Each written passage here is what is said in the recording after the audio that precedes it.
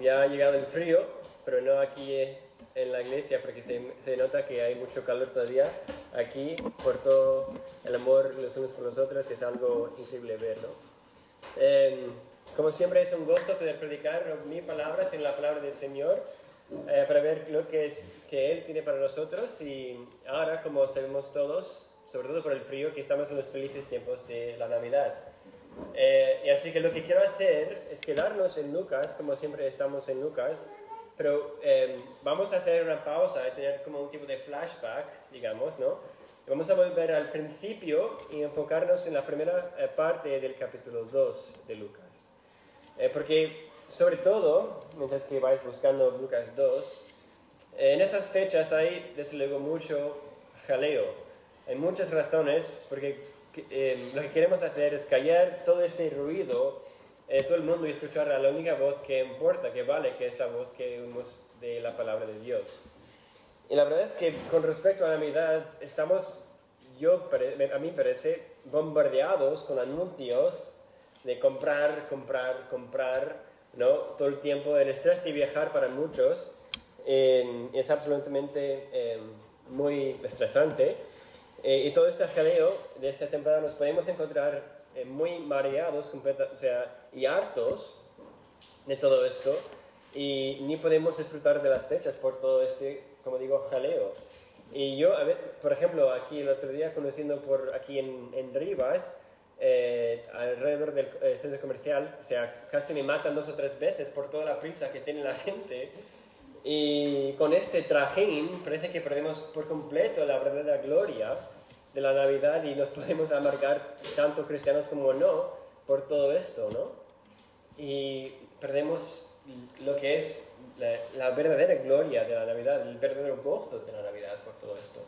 No la vanagloria del consumismo, ni del espíritu navideño de las películas, sino la verdadera gloria de Navidad. Entonces, ¿cuál es esta gloria navideña? Porque a lo mejor aún logramos escuchar algo de una historia muy bonita de un pesebre, pero aún en esa escena es aún casi olvidada y cambiado para enfocarnos en que el Papá Noel, reyes, reinos, lo que sea. Y para muchos esta historia de un bebé en un pesebre es nada más que una historia bonita más, ¿no? Es un villancico más en este temporada, una tradición quizás católica para muchos, pero ¿cómo volvemos a la gloria suprema de la Navidad sin amargarnos con todo este jaleo?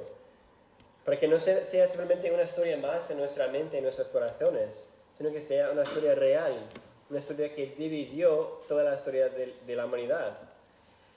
En esta temporada del año debemos vivir absolutamente asombrados, de hecho, por la gloria de la Navidad, y no hartos y mareados por el consumismo de nuestra cultura.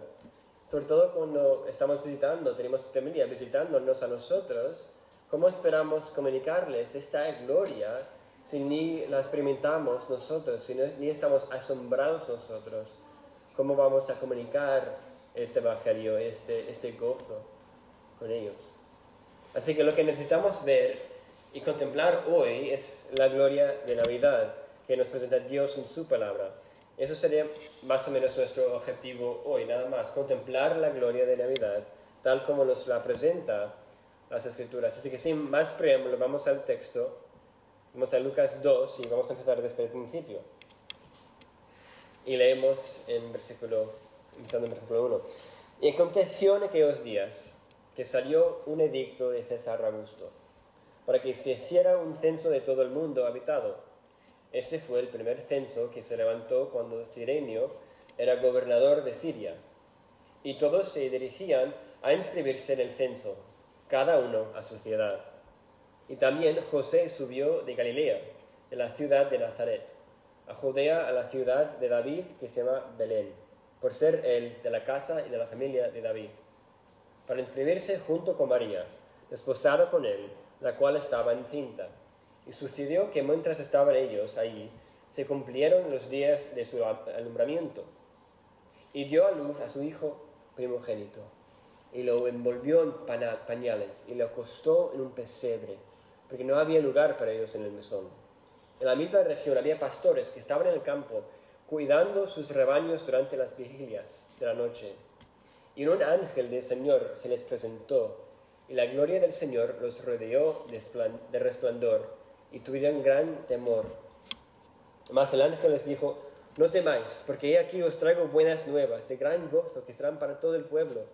Porque os ha nacido hoy en la ciudad de David un Salvador, que es Cristo el Señor. Y esto os servirá de señal: haréis a un niño envuelto en pañales y acostado en un pesebre. Y de repente apareció con el ángel una multitud de los ejércitos celestiales, alabando a Dios, diciendo: gloria a Dios en las alturas y en la tierra paz entre los hombres en quienes Él se complace. Y aconteció que cuando los ángeles se fueron al cielo, los pastores se decían unos a otros: vayamos pues hasta Belén y veamos esto que ha sucedido, que el Señor nos ha dado a saber. Fueron a toda prisa, hallaron a María y a José y al niño acostado en el pesebre. Y cuando lo vieron, dieron a saber que se les había dicho acerca de este niño. Y todos los que lo oyeron se maravillaron de las cosas que les fueran dichas por los pastores. Pero María atesoraba todas estas cosas, reflexionando sobre ellas en su corazón. Y los pastores se volvieron glorificando y alabando a Dios por todo lo que habían oído y visto, tal como les había dicho. La palabra del Señor hasta hoy. Así que lo primero que quiero que notemos en esta historia que acabo de leer es que esta es una Navidad providencial.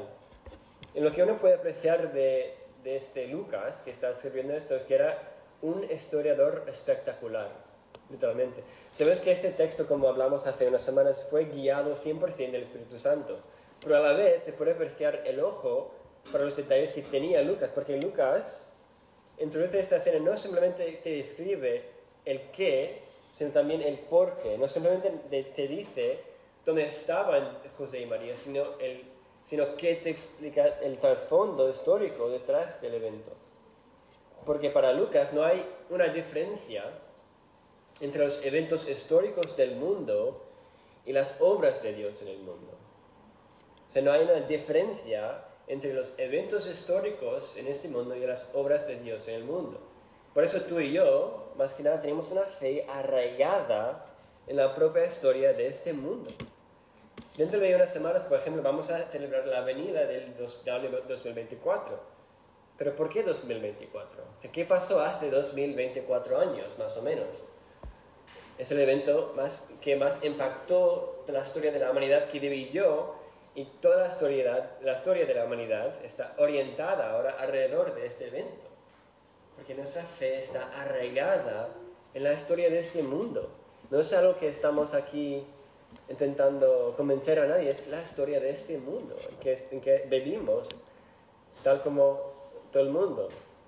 Entonces, no hay ningún detalle insignificante en esta historia, por pequeño que sea. Por eso leemos en primeros 3 versículos que aconteció en aquellos días que salió un edicto de César Augusto para que se hiciera un censo de todo el mundo habitado. Y este fue el primer censo que se levantó cuando Cirenio era gobernador de Siria, y todos se dijeron a escribirse en el censo cada uno a su ciudad. O sea, por esta decisión de César Augusto, ahora José está obligado a volver a inscribirse en su ciudad natal. Y Lucas nos explica por qué en versículo 4. O no, ahora digo la ciudad exacta en el versículo 4. Dice que subieron de Galilea, de la ciudad de Nazaret, a Judea, la ciudad de David, que se llama Belén, por ser él de la casa de la familia de David. Y al mencionar este hecho, no está mostrando que hay un trasfondo importante sobre el linaje de Jesús, que es esencial para entender quién es Jesús exactamente. Cualquier judío que entendiera su Biblia hebrea sabría exactamente la razón de este detalle.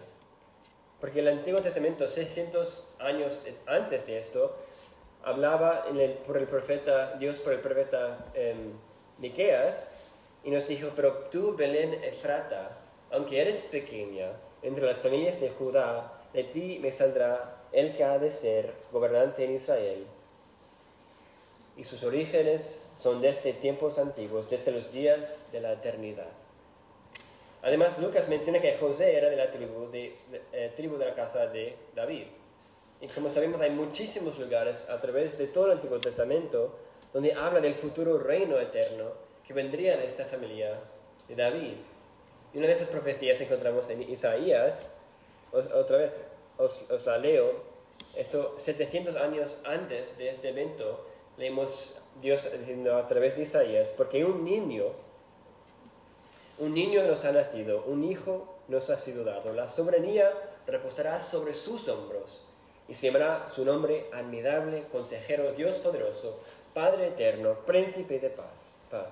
El aumento de su soberanía y de la paz no tendrá fin sobre el trono de David y sobre su reino, para afianzarlo y sostenerlo con el derecho y la justicia desde entonces y para siempre. El celo del Señor de los ejércitos hará esto.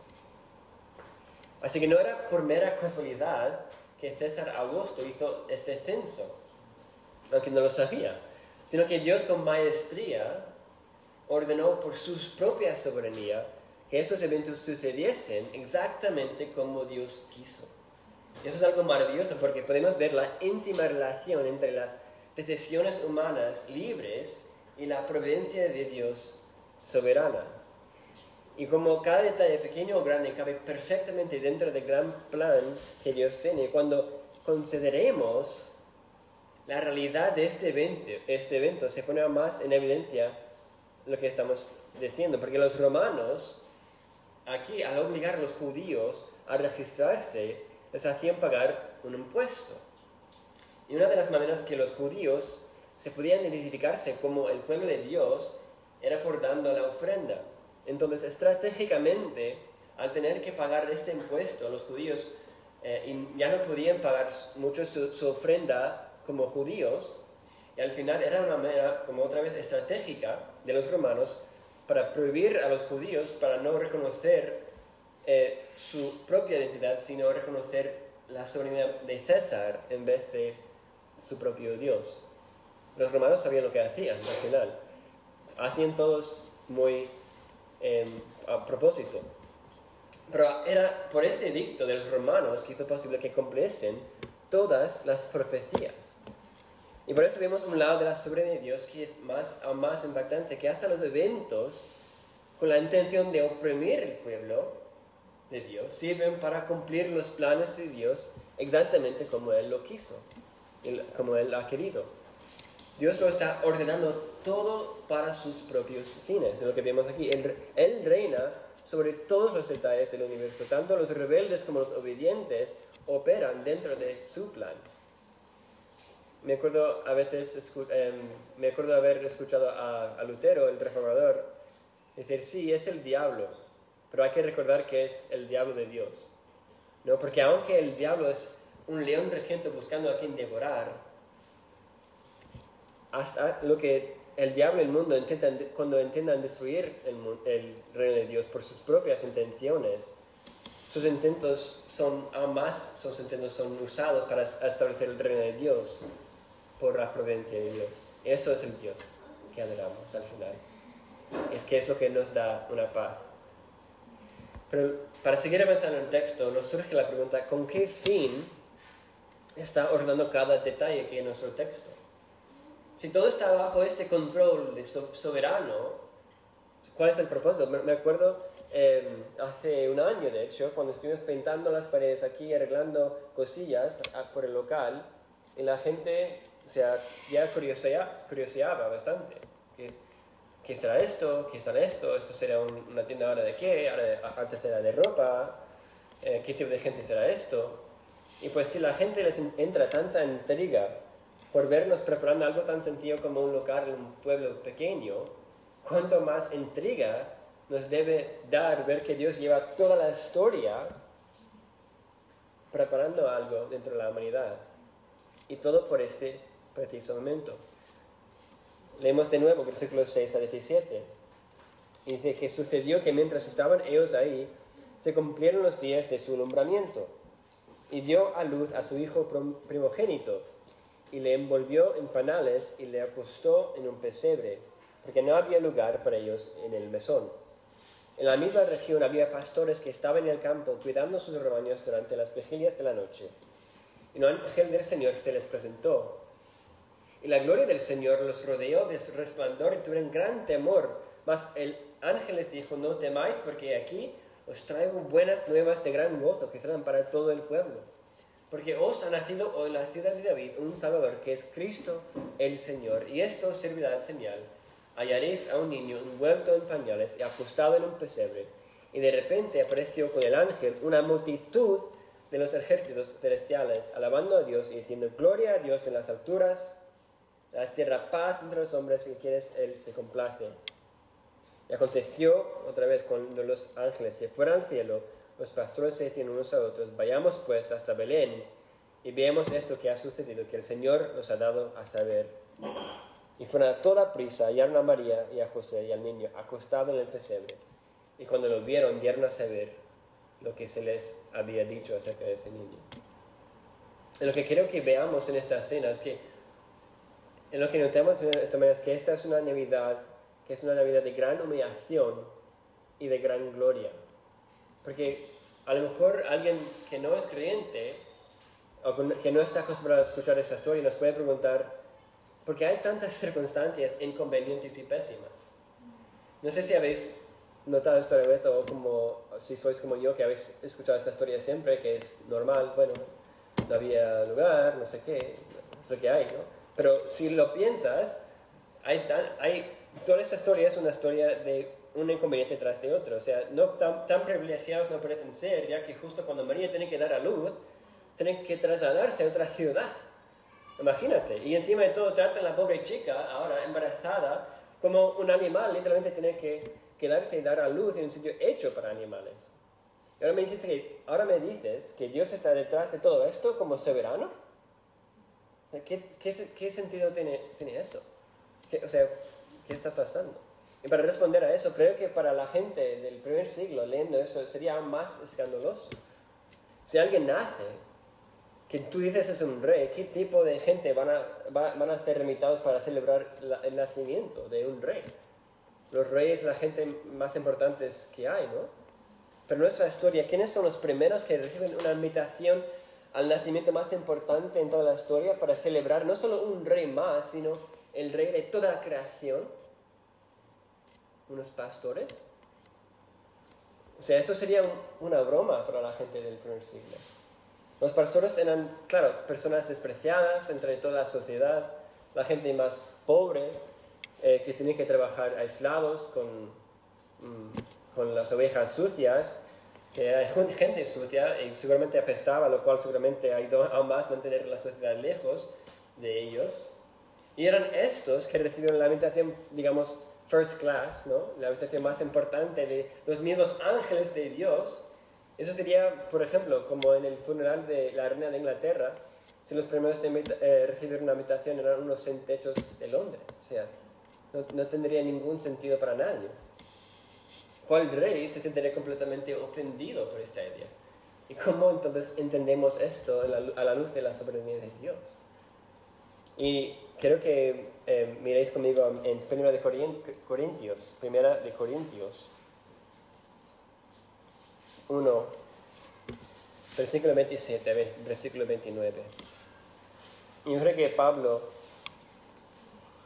lo que Pablo nos dice aquí es crucial para entender la gloria soberana de Dios. 1 de Corintios 1, 27 a 29. En cambio, Dios eligió lo que el mundo considera ridículo para avergonzar a los que se creen sabios.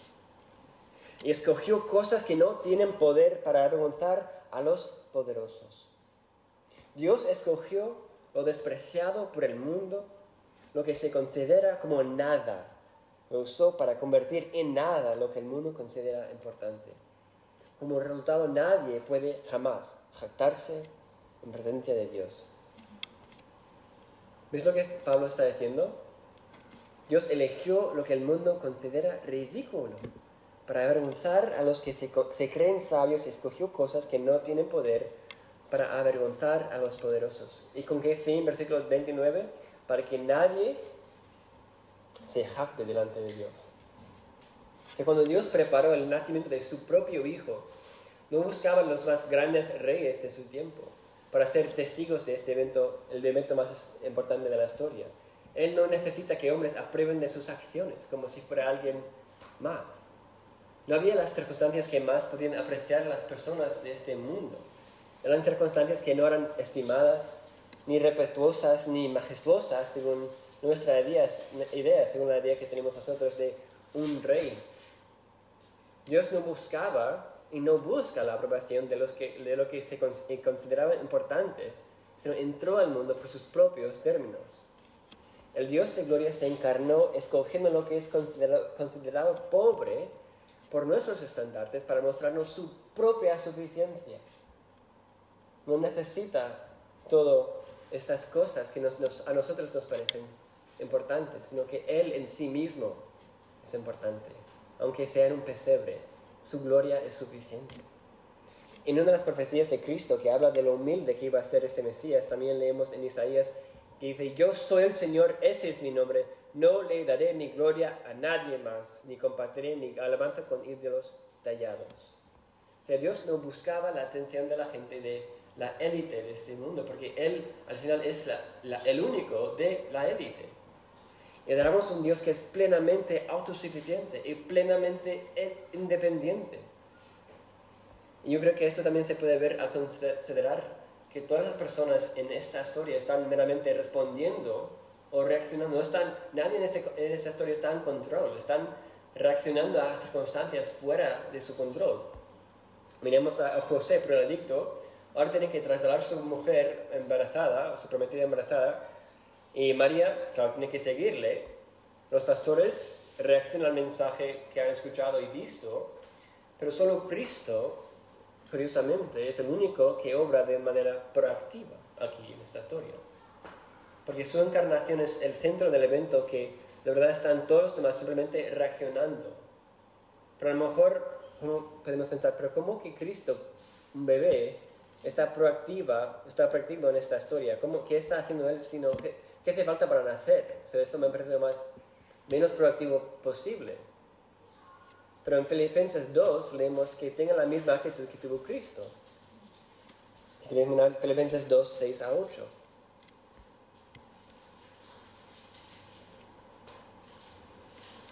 Aunque era Dios, no considero que ser igual a Dios fuera algo a lo que aferrarse. En cambio, renunció sus privilegios divinos, adoptó la humilde posición de un esclavo y nació como un ser humano. Entonces, aunque Cristo está simplemente, parece ahí, Él es el único que es de verdad en control aquí, es el único que está actuando proactivamente. Como dice aquí en Filipenses, que renunció, adoptó y nació.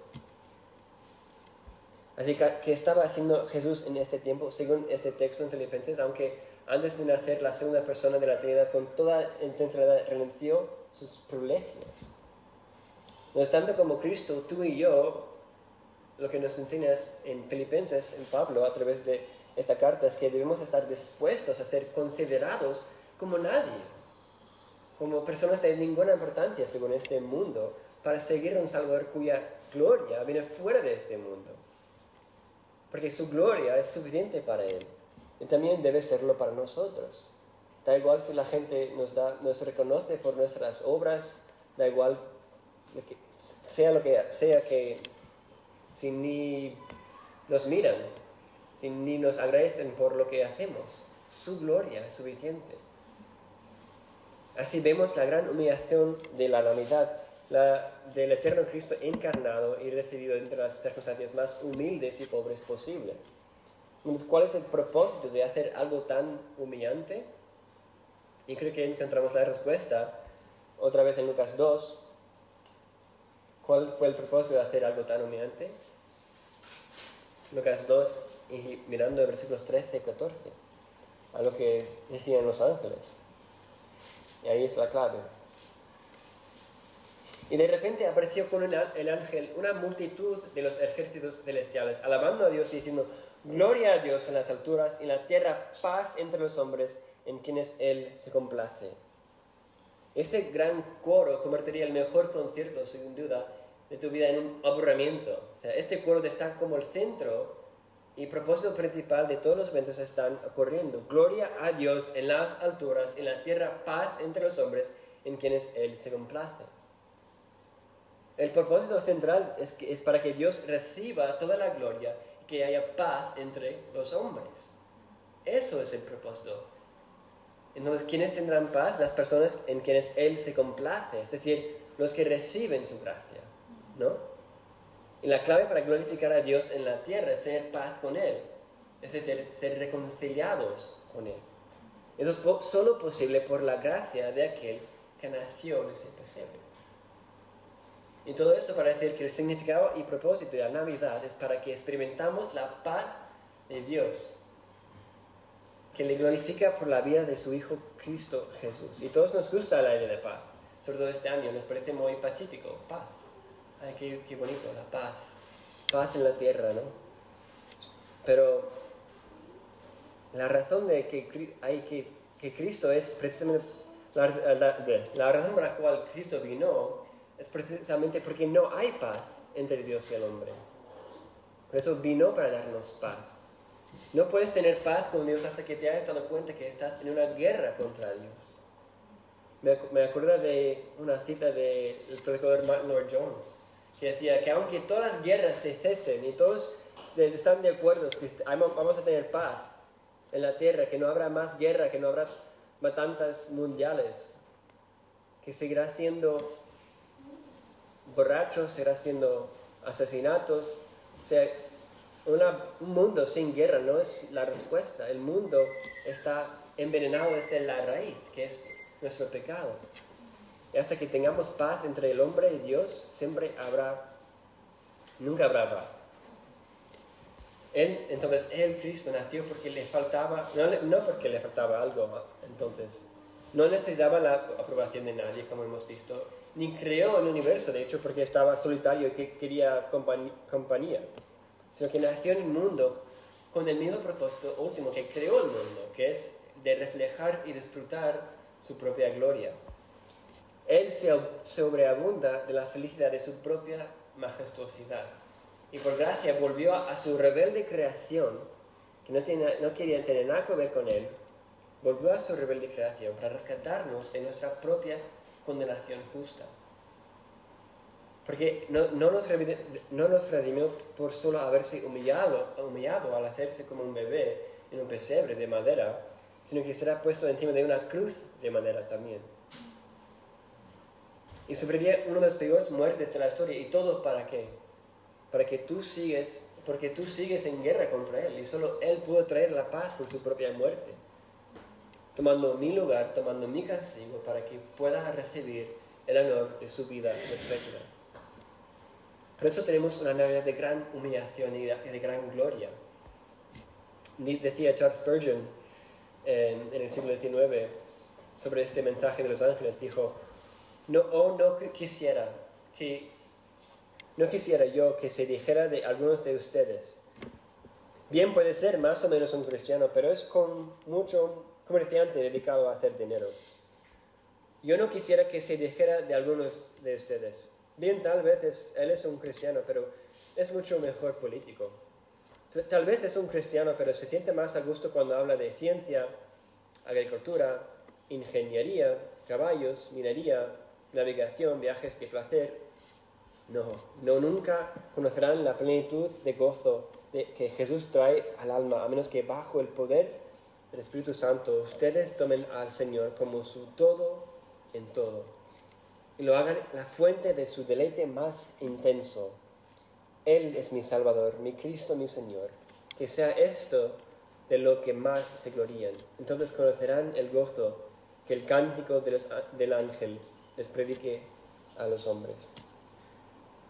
Entonces, la última pregunta que tengo para nosotros en relación con lo que nos ha contado Spurgeon aquí es: ¿cómo debo yo manifestar la realidad de esta gloria en mi vida, en el día a día? Leemos de nuevo los últimos versículos de Lucas 2, entre 17 y 20. Y cuando lo vieron a saber que se les había dicho acerca de este niño. Y todos los que lo oyeron se maravillaron de las cosas que les fueron dichas por los pastores. Pero María atesoraba todas estas cosas, reflexionando sobre ellas en su corazón. Y los pastores se volvieron, glorificando y alabando a Dios por todo lo que había oído, visto, tal como se les había dicho. Y en nuestro último punto hoy vamos a concluir viendo una Navidad de gran gozo eterno. Porque después de que los pastores recibieron la noticia de los ángeles, iban corriendo a ver ese niño, después de ver cosas tan increíbles como ángeles y coros y un niño envuelto, y después de todas esas cosas increíbles, ¿qué pasa al final? Me encanta que simplemente dice, volvieron. ¿Volvieron a qué? A sus vidas en el campo, vidas normales, vidas rutinarias, vidas sucias, pero no volvieron igual que salieron. Leímos en versículo 20, se volvieron glorificando y alabando a Dios. Ese momento de testificar la gloriosa obra de Dios en la vida de estos pastores no quedó solo en eso, sino que al haber experimentado la gloria de Dios, volvieron a la misma vida que nunca jamás sería la misma.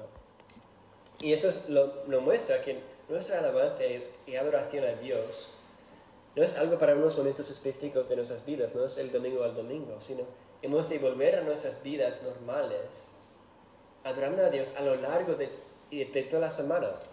No solamente un día, sino toda la semana, adorando al Dios que hemos podido contemplar de su gloria. Y podemos ver esto muy bien al ver la reacción de María en el texto, que María atesoraba todas estas cosas, reflexionando sobre ellas en su corazón. La reacción de María después de todo lo que había sucedido era que atesorar y reflexionar sobre ello en su corazón. Y la reacción de aquellos que habían experimentado la gloria de Dios en sus vidas es ver a Dios como nuestro gran tesoro y pasar nuestras vidas reflexionando y atesorándole más y más cada día, tal como mientras el Espíritu nos sigue mostrando más de su gloria en su palabra y en la vida. Como dijo, pero tomamos al Señor como nuestro todo en todo y lo hacemos la fuente de deleite más intenso.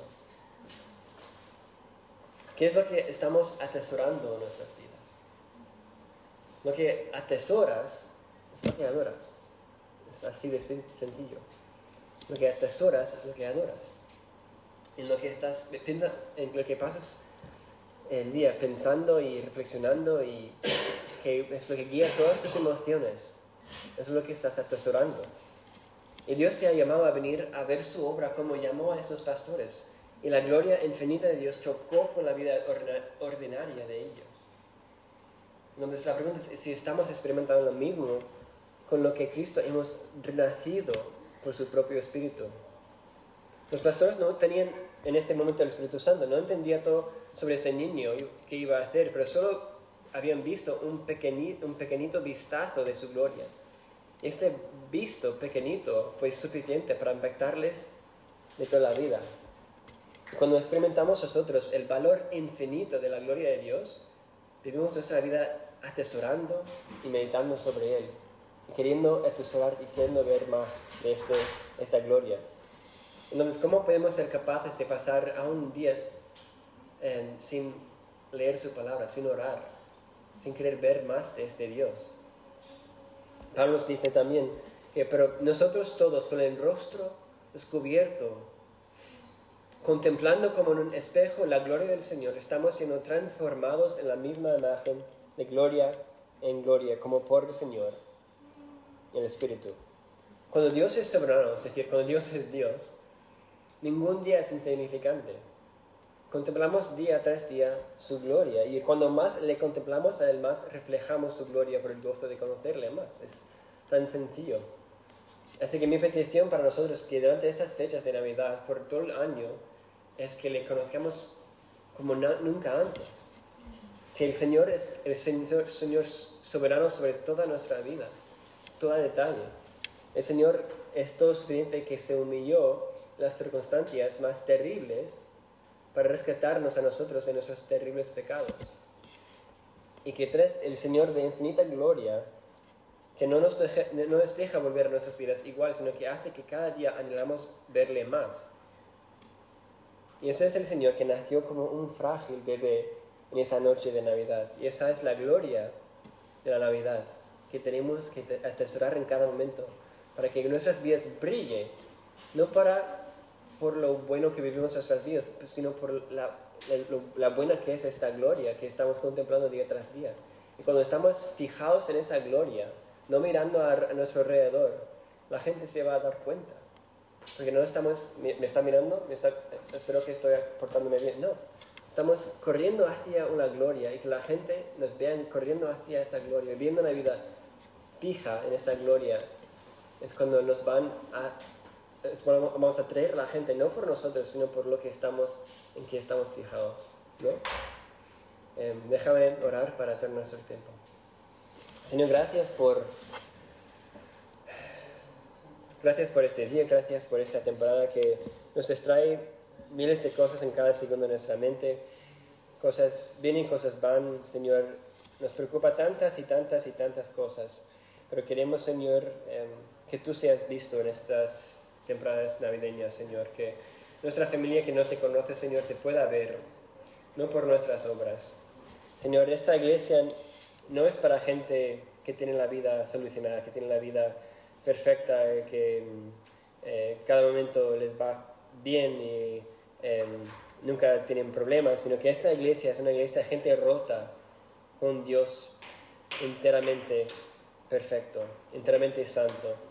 Señor, lo que tú nos das y lo que tú no nos das, eso todo tiene su propósito para ayudarnos a conocerte y contemplar tu gloria. Gracias, Señor, por esta gloria navideña, que no seamos, Señor, gastados por este mundo, sino a través de todas las cosas bonitas que se van a ver y experimentar este año, que nunca perdemos de vista la raíz y el propósito de todo, sino que es la raíz y la rama de David que vino a salvarnos, que proactivamente naciste como un bebé, tu hijo, para que podamos en él tener vida eterna, para que tengamos el arrepentimiento a través de nuestras vidas. Señor, ayúdanos de fijar nuestros ojos, tal como la canción dice, para que todos juntos veamos tu gloria. Es lo único que nos puede unir, y que nuestra felicidad se encuentra en ti, y vamos atesorándote cada día más, y que nunca seamos satisfechos con lo que hemos visto, sino satisfechos con lo que hemos visto a la vez, que siempre queremos más de esta satisfacción que hay en Cristo. Gracias, Señor, y ponemos este tiempo que tú obres a través de tu palabra. En tu nombre, Jesús. Amén.